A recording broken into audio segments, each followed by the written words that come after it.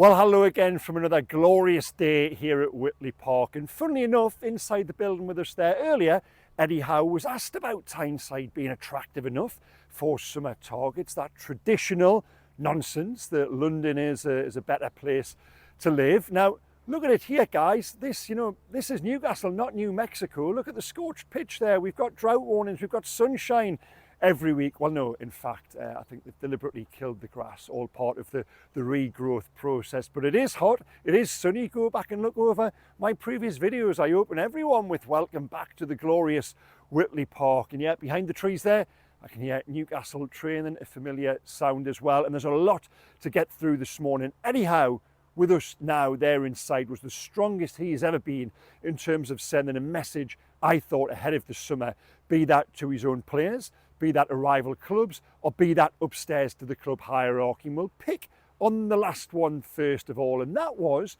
when Eddie said there was no excuse this summer not to strengthen the first team. 3 windows now. The squad hasn't not just been not strengthened, it's been weakened. It really is a miracle, quite remarkable, the job that Howe and his staff have done this season, and taking Newcastle to their first domestic trophy in 70 years, to putting them what is 1 win away from the Champions League, potentially 2 wins away from finishing second in the Premier League. Remarkable, incredible, say what you want about it. No other manager has had their hands tied in terms of recruitment, in terms of that trading, like Eddie Howe has had in recent windows to achieve what he has done. When it comes to voting for that Manager of the Year, which is on the shortlist, I wouldn't dissuade anyone, be you based in Newcastle or beyond. In fact, I would encourage it. Go and vote for Eddie Howe. You know what I think of the job he has done. So for him to send that message, yeah, the time has arrived. Those PSR constraints, they aren't there this summer. That was Eddie Howe's wording. Go and do something about it. That wasn't his wording, that was my wording. Go and do something about it. Bring in players to improve the starting 11. Give the manager and the players already here that reinforcement they need to not only signal the ambition of the club, but then to enable them to go and play it out on a pitch which has hopefully got more grass on it than that. To go and do it. Give them the players to go and turn runners up into league champions. I'm not being fanciful there. I'm not saying they're going to go and win the league, but they can certainly compete. Newcastle currently are 17 points behind Liverpool. Now that is 17 points, which I don't think they could have made up. I don't think they've left 17 points out there on the table. I'd love to see this table, people use that phrase, I'd love to see this table full of points. I'd love to see a table full of pints, not points. But yeah, where does this table exist? Did Newcastle leave 17 out there earlier in the season? No, I don't think they did, but I think they certainly left 5 to 10 out there with some of those home defeats. That being the case, could they have competed longer? There's every chance that Newcastle are going to finish second without ever being in a title race. But if they'd picked up a few of those points earlier in the season, they would have still perhaps been in that conversation with Arsenal coming out of March, April, going into May. So yeah, there's scope there, there's improvement, and that will be gained by reinforcement, by recruitment, by bringing in players to strengthen certain positions within that starting 11, deepening the squad. We've seen with a few injuries on with the past couple of weeks, the squad can run pretty thin pretty quickly. I've always used that phrase. Now, on that subject, I said that Eddie Howe was really strong today. One was no excuses, no PSR constraints, expecting a big, busy summer. 2, it was in relation to a question to the likes of Alexander Isak and Anthony Gordon constantly being linked with Arsenal. Now, I don't have as much as a problem with this, probably because I'm a journalist, you might say, but if that interest exists, I think it's our job to report that, and if it exists, it shows that your team has got good players. But Eddie has just said to us that he's got a frustration with it. He doesn't understand why his players, his words, are constantly linked here, there and everywhere. The club have got their own ambition. They've shown that by winning the Carabao Cup. They've shown that by being on the verge of finishing second. They've shown that by the work they do with the players and turning 4 or 5 of them into England internationals. So Eddie thinks that everything is here for Newcastle and for the players who are already at the club to achieve what they want. They shouldn't be looking at the likes of Arsenal. He was really strong on that. Don't forget, Newcastle have beaten Arsenal 3 times already this season. But for those players to be happy, and this again was where he took the conversation, there also needs to be perhaps an adjustment with salary and with wages. And I thought it was quite big and quite a bold move for Eddie Freddie to go there to say, well, historically they have been bound in terms of those financial rewards for the players by PSR. And it was a question I put to him. I said, well, Eddie, you've touched on it there. You've brought that subject into the room. On the back of that, I said, there's been a little bit of a soft salary cap at Newcastle since the takeover, and that has been wise, that has been clever. It's maintained dressing room harmony somewhere around sort of a top wage of 130, 140, 150. I do think they then take it beyond that in terms of there are other ways, in terms of various bonuses and appearance fees. So yeah, it does go higher, that up towards the 200 mark, but it's still probably below what players could be paid elsewhere, and below where some of them, no doubt for me, their market value, what they're worth. And Alexander Isak being the case in point. And I said to Eddie, is the time now to push back on that soft salary cap, if you like, for players already at the club, or to attract the players you want in the summer?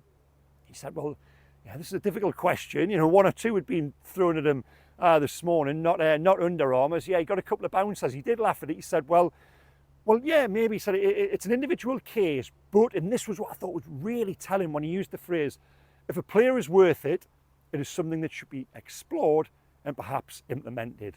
And certainly in the case of Alexander Isak, he is worth it. Now, you could argue, not on recent evidence, his performances post-cup final, he's still been scoring goals, but he's absolutely come off it a little bit. But doesn't that then go back to the contract situation? And Isak has done that. There are two stages of a player getting a new contract. There is the absolutely going above and beyond to prove that they are worth it, which Alexander Isak has done. And there's then the point when they maybe just come off it, when they've proven that they're worth it, and they're waiting for that reward to be implemented, as Howe said. And I think Alexander Isak is at that stage now where Newcastle have got to sit down with him at the end of the season and see what they can do, because it's no good for me, really, if they say you've got 3 years left on your contract, you're not getting we're not going to sell you this summer, you're not going to get the pay rise either, we'll revisit it next summer. You've then got an unhappy player for the next 12 months, a player who's perhaps playing as he's played in the last 5 or 6, way off his very best. We all know that, and the staff on the inside know that. So Isak has got to be looked at, because market value, and Eddie as well said that, market value, the market will dictate where those salary expectations are. And market value for me, Alexander Isak is worth significantly more than what he is currently being paid at Newcastle. That doesn't then mean, and this is where the club have got to be strong, that doesn't then mean if Alexander Isak gets the pay rise he's worth, if that leaves behind a few others, and without naming names, a few others who are big players, big names, they don't then automatically be dragged up to his level. And Eddie said that as well. Every decision has got a consequence, and you've got to really think through that. But for me, no. Isak scores the goals. He's the man at the top end of the pitch. He's the one, truly is probably the one, I think I probably would go as far as to say this. He's the one player who would get in any team in the world. So at that end, he does deserve a little bit more, perhaps a lot more. And that's something they've got to look at. And that was what Eddie brought into the room this morning. Those three things: the wages, the frustration at other clubs looking at their players, but also as well the recruitment. Yes, there's the rewards you can give them here, but also show those players you mean business. Show those players you are going to compete at the very top by, I was going to say, improving on recruitment. They don't need to improve on recruitment. The recruitment's been very good. Recruitment just needs to happen. Just do something. Bring players in. So really, really strong from Eddie this morning. And you can read his thoughts on all of that wrapped up in the link in the description below the line. Now, a little aside here on the subject of PSR, and I can't believe I'm going to say this to a Newcastle United supporting audience, but it was something I touched on with my good friends at True Faith. I had a chat with Alex Hurst this week, and we were talking about it. And PSR, in a strange way, has been Newcastle's friend, and I do say that with a huge, great big asterisk.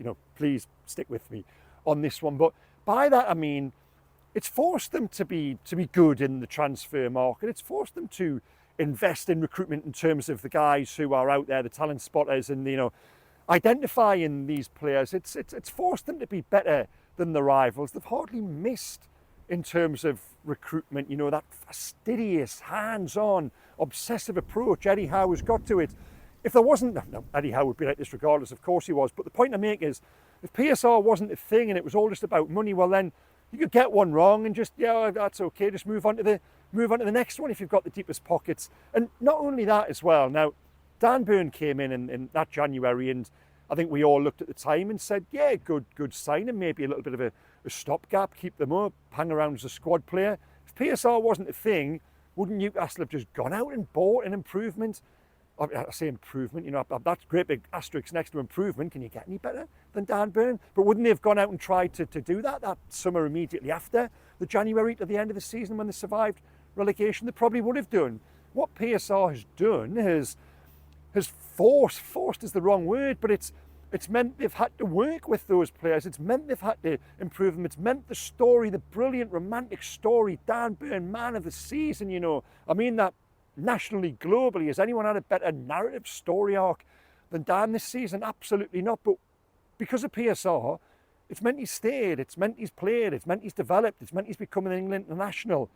If PSR is not a thing, perhaps Dan Burn doesn't go on that journey at his hometown club. So that is why I say, in a strange roundabout way, it's been Newcastle's friend. It's been the friend of some other clubs as well. You've seen these pop-up elite teams, you know, Bournemouth, Brighton, Brentford with a recruitment, brilliant, you know, bringing in really good players. So I don't mind PSR. I think it needs to be tweaked, absolutely, but I wouldn't want to see an open free-for-all. And thankfully, this summer, Newcastle are the right side of the line, and they're in a position whereby, yeah, I'm excited. Let's go and see what they do. Let's go and see what they can do. Because so far, transfer-wise, incoming, they've been brilliant. Go and do it again this summer. Now, just on that subject, in my Newcastle Confidential column yesterday, link in the description, below the line, jam-packed full of news. Thank you so much for everyone who subscribes and reads week on week and interacts. 5 o'clock every Thursday, Newcastle Confidential at Mail Online. And yeah, yesterday, I won't give everything away, but a couple of teasers here, a couple of transfer lines that were in there. I flagged this last week, in fact, it's Aston Villa's interest in Harvey Barnes. Now, this first came about in January when a swap move, one of these PSR type swap deals where you buy him, we buy your player, with Jacob Ramsey, that was floated. Now, it didn't happen. Barnes actually got injured in the middle of the month. Villa's interest hasn't gone away. It was floated again in midweek. But in the column, I reveal that the message I've got back from inside Newcastle this week, so Harvey Barnes is going nowhere. Eddie Howe definitely wants to keep him going into next season. Also in there, I've revealed that Newcastle have been on a couple of scouting missions in Germany of late. Watched Dortmund a couple of weeks back, and the two players I was told were of interest. They want a goalkeeper this summer. Gregor Kobel was watched. Now, that doesn't mean Gregor Kobel is a target at the very top of the list. They're building the knowledge. They want to know what is out there, but also as well, really interesting, Jamie Bino Gittins, the winger. I interviewed him a couple of years ago, actually, when I was out in Dortmund. Really, he was only 18, I think, at the time, but really switched on, engaged, and bright young man. England under-21 international. He could be available this summer if Dortmund don't make the Champions League, which it looks like they might not, for a fee of somewhere around 40 million. We think the asking price, the release clause will come down. So yeah, loads more information on that in the column below the line. Please go and click on that link. Now, what other news came out of today's press conference on injuries? Again, this was flagged in Confidential yesterday. Sven Botman, now the knee problem, which saw him forced off after around 55 minutes last week against Chelsea.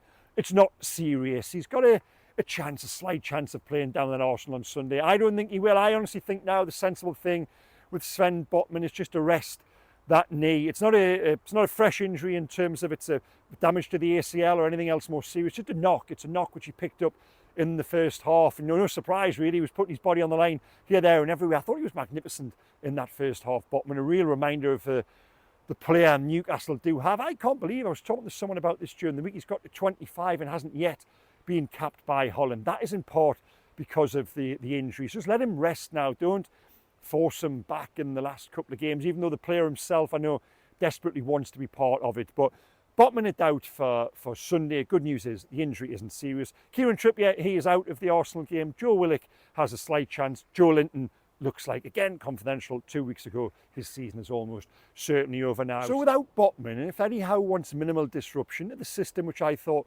worked pretty well last week, at least for the first 20-25 minutes, could that mean Emil Kraft coming into a back three at centre-half and then keeping the wing-backs in terms of Livramento and Murphy, the two in midfield and then the three up front? I think Eddie Howe might just do that, and Emil Kraft could be the one who comes in. Now, what will Newcastle do down at Arsenal? As Eddie Howe quite rightly said, that frustration at his players being linked with Arsenal, a team they've beaten 3 times already this season, and why can't they go and make it a fourth and grab that second spot? Now, again, this is a question I put to Eddie about breaking down those mental barriers, putting that muscle memory into his players that they can win at the Emirates. When he arrived at the club, not only did he arrive with the trophy drought and the number of years, the 67 years without a domestic trophy, there was also a negative stat attached to pretty much every big ground in the country. Manchester United, the Emirates, Tottenham, Manchester City. Newcastle's record was terrible. Well, they've broken down those walls, they've scaled those walls a lot, especially